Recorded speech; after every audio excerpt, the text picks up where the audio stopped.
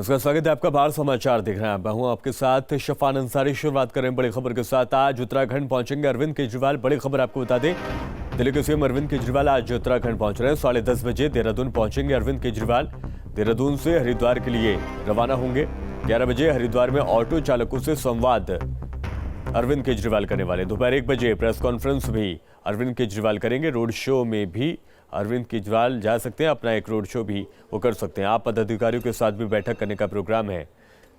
तो आज दिल्ली के मुख्यमंत्री अरविंद केजरीवाल उत्तराखंड आएंगे। सुबह 10:30 बजे देहरादून पहुंचेंगे और देहरादून से हरिद्वार के लिए रवाना हो जाएंगे। सुबह 11 बजे हरिद्वार पहुंचकर ऑटो चालकों से संवाद करेंगे। इसके बाद दोपहर 1 बजे अरविंद केजरीवाल प्रेस कॉन्फ्रेंस भी करेंगे। केजरीवाल का हरिद्वार में रोड शो करने का भी प्रोग्राम है। केजरीवाल शाम 4:30 बजे पदाधिकारियों और कार्यकर्ताओं के साथ बैठक करेंगे और फिर शाम को 5:15 पर देहरादून से दिल्ली के लिए रवाना हो जाएंगे। देखिए, केजरीवाल जी जो है सुबह 11:30 बजे यहाँ पे आ जाएंगे और यहाँ पे आने के बाद सबसे पहला प्रोग्राम जो है उनका ऑटो वालों के साथ ऑटो संवाद है। उसके बाद रेडिसन में उनका पीसी है पत्रकारों के साथ। आगे क्या प्लानिंग्स है हमारी उसके बारे में क्योंकि केजरीवाल जी सब बताएंगे। उसके बाद रोड शो है हमारा जो हरिद्वार में ऋषिकुल से शुरू होगा और शंकर आश्रम चौक तक जाएगा, जिसमें हमारे आसपास के जितने भी कार्यकर्ता हैं उस रोड शो में सम्मिलित होंगे। एक और बड़ी खबर आपको बताई, यमुनोत्री को जिला बनाने की मांग तेज होती जा रही है। आज वहां पंचायत का ऐलान किया गया है। ग्रामीणों और जनप्रतिनिधियों ने ऐलान किया है 1 नवंबर से आमरण अनशन भी चल रहा है और ऐसे में ग्रामीणों और जनप्रतिनिधियों ने इस बात का ऐलान कर दिया है। 1 नवंबर से आमरण अनशन चल रहा है। यमुनोत्री को अलग जिला बनाने का मामला लगातार तूल पकड़ता जा रहा है।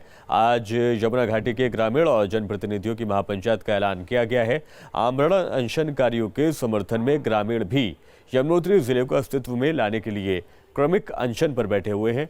यमुनोत्री को अलग जिला बनाने के लिए बीते 1 नवंबर से आमरण अनशन चल रहा है। अनशनकारियों को ग्रामीण भी अपना समर्थन दे रहे हैं। बता दें कि 4 जनपद संघर्ष समिति 2011 को स्वतंत्रता दिवस पर यमुनोत्री, कोटद्वार, रानीखेत और डीडीहाट को 4 नए जिला बनाने की घोषणा की गई थी, लेकिन आज तक ये जिले अस्तित्व में नहीं आ सके हैं। एक फतेहपुर का आदमी अगर उत्तरकाशी जाता है तो तीसरे दिन वहाँ पहुँचता है और वहाँ काम होगा और छठे दिन अपने घर पहुँचेगा। उसके बेचारे का क्या उसका काम होगा और क्या उसके, इसलिए मैक्सिमम काम के लिए लोग जाते ही नहीं हैं। जिसके पास 10,000 रुपये होगा वो जाएगा डिस्ट्रिक्ट में छोटे काम के लिए, प्रमाण पत्र के लिए, पेंशन के लिए। इसलिए जो दूर दराज के क्षेत्र के लोग हैं उनका आधे से ज़्यादा विकास उन तक पहुँचता ही नहीं है।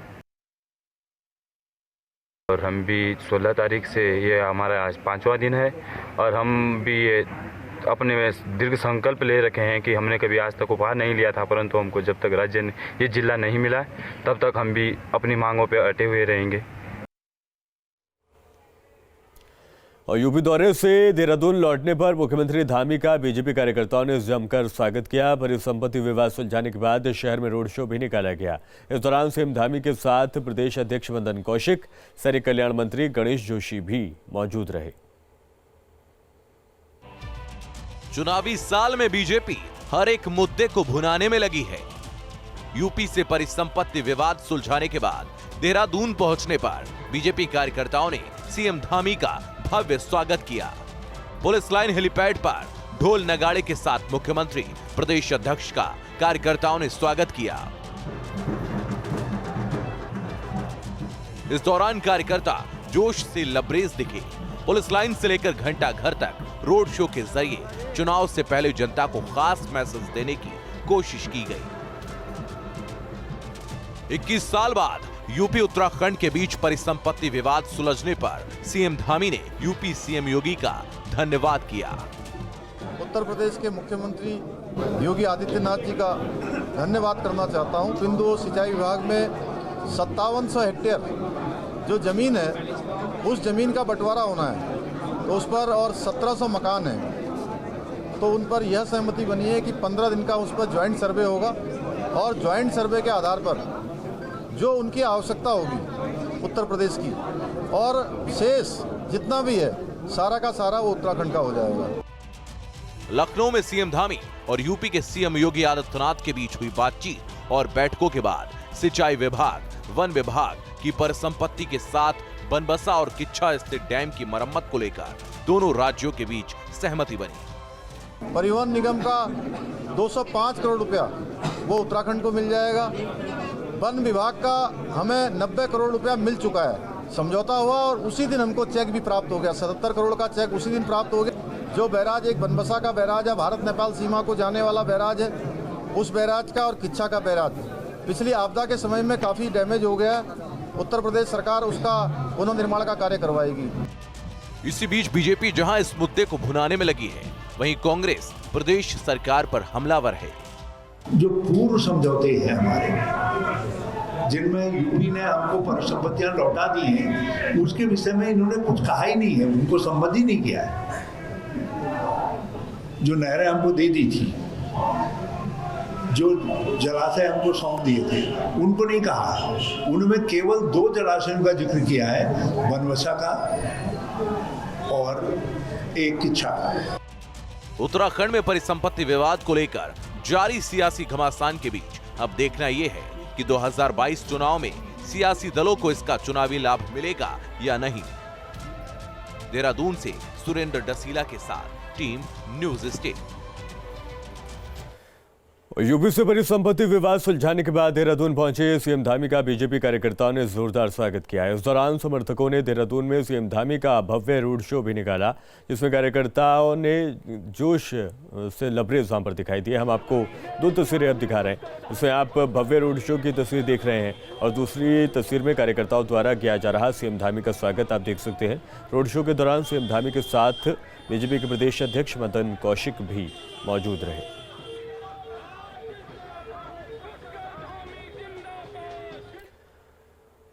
वहीं परिसंपत्ति विवाद को लेकर कांग्रेस प्रदेश सरकार पर हमलावर है।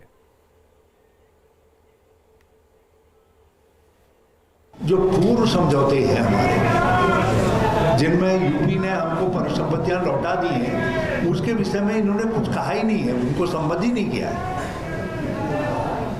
जो नहरें हमको दे दी थी, जो जलाशय हमको सौंप दिए थे, उनको नहीं कहा। उनमें केवल 2 जलाशयों का जिक्र किया है, बनबसा का और एक किच्छा का। ये समझौता जो पुनर्गठन अधिनियम है, उत्तर प्रदेश पुनर्गठन अधिनियम है, एक्ट है, ये उसके भाग 6 के धारा 49 से 61 के प्राविधानों पर चोट करता है कि अपनी कुर्सी को बचाने के लिए उन्होंने उत्तराखंड की जनता के साथ और उत्तराखंड के हितों के साथ समझौता किया है। हमारे उत्तराखंड के हितों के साथ घोर अन्याय है। बागेश्वर जिला बीजेपी ऑफिस में आयोजित जिला स्तरीय प्रबुद्धजन सम्मेलन का आयोजन किया गया। कार्यक्रम में बीजेपी प्रदेश प्रवक्ता सुरेश जोशी ने शिरकत की। उन्होंने बताया कि जनता तक सरकार की नीतियों को पहुंचाने का काम किया जा रहा है। उन्होंने कहा कि रोजगार सृजन की कार्यवाही और खाली पदों पर रिक्तियां भरी जा रही हैं। इस मौके पर सुरेश जोशी ने दावा किया है कि एक बार फिर राज्य में बीजेपी की सरकार बनेगी। उत्तराखंड विधानसभा चुनाव को लेकर सभी राजनीतिक दल तैयारियों में जुट गए हैं और इसी कड़ी में कांग्रेस ने काला डूंगी विधानसभा में बूथ लेवल पर कार्यकर्ताओं का प्रशिक्षण शिविर आयोजित किया है, जिसमें ऑल इंडिया कांग्रेस कमेटी से नियुक्त ट्रेनरों के कार्यकर्ताओं और पदाधिकारियों को प्रशिक्षण उन्होंने दिया। प्रशिक्षित कार्यकर्ता जनता के बीच जाकर कांग्रेस की विचारधारा का प्रचार प्रसार करेंगे। यह प्रशिक्षण शिविर मेरा बूथ मेरा गौरव अभियान के तहत आयोजित किया गया है। और ये जो हमारा प्रशिक्षण कार्यक्रम आज दूसरे चरण में नैनीताल लोकसभा का ये अंतिम हमारा विधानसभा है, बाकी 5 में हो चुका है, काला ढूंगी में आयोजित किया जा रहा है। और मैं पाती हूँ कि जो बूथ के कार्यकर्ता हैं बहुत ही उत्सुकता से और बहुत ही जागरूकता से उत्साहपूर्ण पार्टिसिपेशन अपना दे रहे हैं। कार्यकर्ता हमारे बूथ कांग्रेस कमेटियां BLAs, इनकी ट्रेनिंग प्रोग्राम चल रहा है। अखिल भारतीय कांग्रेस कमेटी द्वारा प्रभारी जी के निर्देश पर उत्तराखंड कांग्रेस कमेटी के आदेश पर ये कार्यक्रम चलाया जा रहा है। प्रत्येक विधानसभा में एक दिवसीय प्रशिक्षण शिविर हैं, किस तरीके से हमने अपने बूथ को मजबूत करना और किस तरीके से हम चुनाव में जाएंगे। और क्योंकि भारतीय जनता पार्टी के झूठे प्रचार के खिलाफ हमको खड़ा होना है, तो इसलिए जनता के सामने वास्तविकता रखने का जो प्रश्न है वो महत्वपूर्ण है, उसी की ट्रेनिंग यहाँ दी जा रही है। जनता को जो बरगलाने का काम भारतीय जनता पार्टी ने पिछले 5-7 साल में किया है, लेकिन देश की जो वास्तविकता है, आज की जो नई पीढ़ी है, ये पुराने इतिहास को, कांग्रेस के इतिहास को बताना जरूरी है, उसको लेके ये ट्रेनिंग करी जा रही है। उत्तराखंड चुनाव से पहले कांग्रेस ने कमर कस ली है। हरिद्वार में प्रियंका राहुल गांधी सेना की राष्ट्रीय कार्यकारिणी की बैठक का आयोजन किया गया, जिसमें बड़ी संख्या में संगठन से जुड़े लोग शामिल हुए। इस दौरान बढ़ती महंगाई, भ्रष्टाचार, बेरोजगारी और कांग्रेस की नीतियों को जन जन तक पहुंचाने जैसे 10 प्रस्ताव भी पारित किए गए। बैठक में पहुंचे पूर्व सीएम हरीश रावत ने कृषि कानून वापस लेने के फैसले को शहीद किसानों की जीत बताया है। साथ ही आम आदमी पार्टी के फ्री बिजली वाले फॉर्मूले पर भी जमकर निशाना साधा। ये देश के लोकतांत्रिक प्रतिपक्ष की जीत है। ये राहुल गांधी जैसे दृढ़ निश्चयी व्यक्ति, जिन्होंने सबसे पहले इन 3 काले कानूनों को कहा कि किसानों के हित के विरुद्ध हैं, और पंजाब में ट्रैक्टर यात्रा निकाल करके विरोध की शुरुआत की, उनको है। और सबसे बड़ी बात यह है उन शहीदों को है जो 700 किसान इस आंदोलन के दौरान काल कलवित हुए हैं। पहले जिन घोषणाओं को वो दिल्ली में धरती पर उतार चुके हैं उनकी बात करें, और वो काम जो है जितनी दिल्ली में आज महंगी बिजली है उतनी देश में कहीं नहीं है। यदि कुछ लोगों को महंगी बिजली दे करके, कुछों को मुफ्त में बिजली दे करके राजनीति की जा सकती है, तो ये राजनीति तो कोई भी कर देगा। और हमारी तरह करके दिखा, हमने देश की सबसे सस्ती बिजली उत्तराखंड वासियों को दी। कार्यकारिणी में हमने 10 विषय रखे हैं। सबसे पहला तो हमने पारित करा कि हमारे अगले कांग्रेस के अध्यक्ष राहुल गांधी हों, और सरकार आती है आप जनता के आशीर्वाद से तो प्रधानमंत्री भी वो हों। हमने महंगाई का मुद्दे को रखा है, पेट्रोल डीजल के मुद्दे को रखा है, देश की विदेश नीति हालत बिगड़ते रखे हैं, जीडीपी धरती में जा रही है, उसके बारे में रखी है। कांग्रेस की विचारधारा को हम घर घर तक पहुँचाएंगे, इस पर चर्चा करी है। हमारी नेता प्रियंका गांधी राहुल गांधी को मजबूत करेंगे, इस पर चर्चा करी है। और पौड़ी नगर पालिका के अध्यक्ष यशपाल बेनाम विधानसभा चुनाव के लड़ेंगे। यशपाल बेनाम ने चौबट्टा खाल सीट से चुनाव लड़ने की इच्छा जाहिर की है।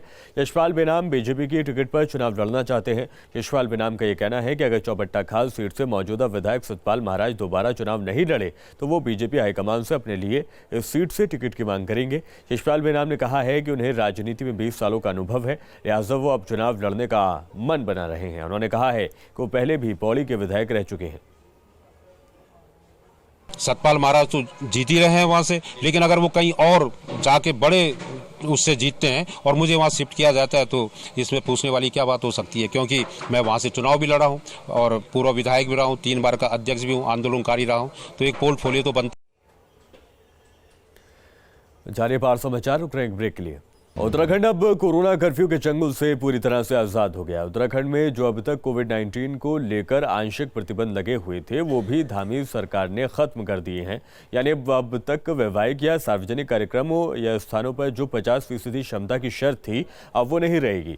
उत्तराखंड आने के लिए रजिस्ट्रेशन अब नहीं कराना होगा, लेकिन कोविड-19 गाइडलाइन जारी रहेंगी। सरकार के निर्देशों का पालन करना अनिवार्य होगा, वरना आपदा प्रबंधन एक्ट के तहत जुर्माने या दंडात्मक कार्रवाई की जाएगी।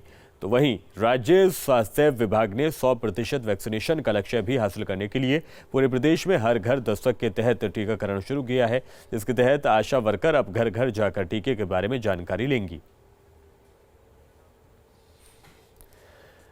पूर्व मुख्यमंत्री हरीश रावत ने उत्तराखंड में अब कोविड कर्फ्यू खत्म करने पर सरकार पर निशाना साधा और कहा है कि सरकार देर से जगती है।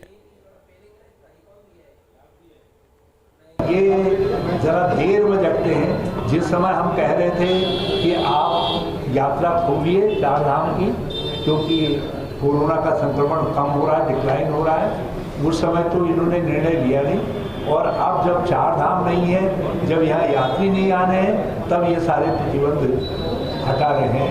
तो जरा सा ये सरकार जो है तब निर्णय लेती है जब ये एक प्रकार से लकीर पीटने के आदि है। और शहीद सम्मान यात्रा में भाग लेने के लिए राजनाथ सिंह पिथौरागढ़ पहुंचे। इस दौरान उन्होंने सेना की तारीफ करते हुए सरकार की उपलब्धियां गिनाई।